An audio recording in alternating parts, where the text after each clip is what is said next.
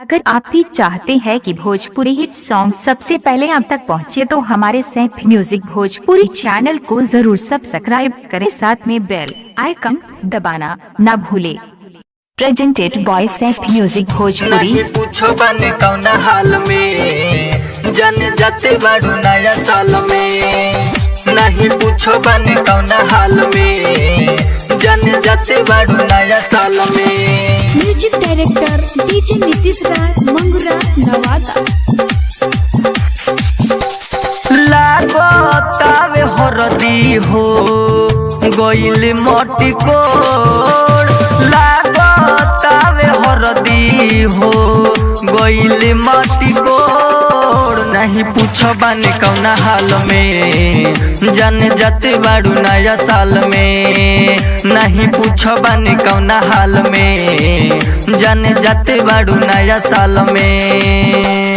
लागो तावे हरदी हो गइल मोटी कोड़, लागो तावे हरदी हो गइल मोटी कोड़। नहीं पूछो बानी कौना हाल में, जन जाते बाड़ू नया साल में। नहीं पूछो बानी कौना हाल में, जन जाते बाड़ू नया साल में। नहीं पूछो बानी कौना हाल में, जन जाते बाड़ू नया साल में।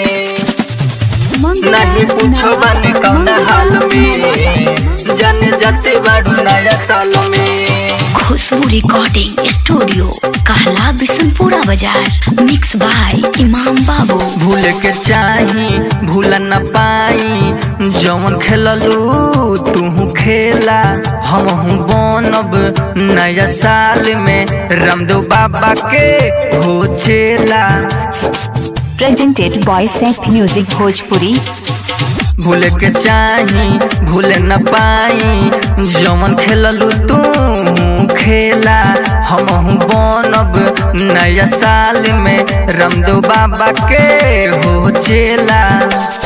पहिले वाला बात अब नइखे चाल में हो, पहिले वाला बात अब नइखे चाल में। नहीं पूछो बानी कौना हाल में, जन जाते बाड़ू नया साल में। मत पूछो बानी कौना हाल में, जन जाते बाड़ू नया साल में। नहीं पूछो बानी कौना हाल में, जन जाते बाड़ू नया साल में।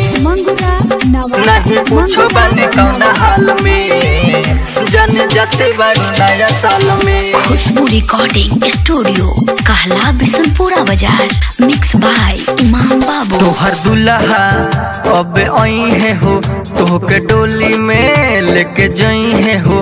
मन लागी ना दिल मानी ना, कहाँ होता वे शादी हम जानी ना। Presented by Saif music Bhojpuri. तोहर दुल्हा अब आई है हो, तोहके डोली में लेके जई है हो।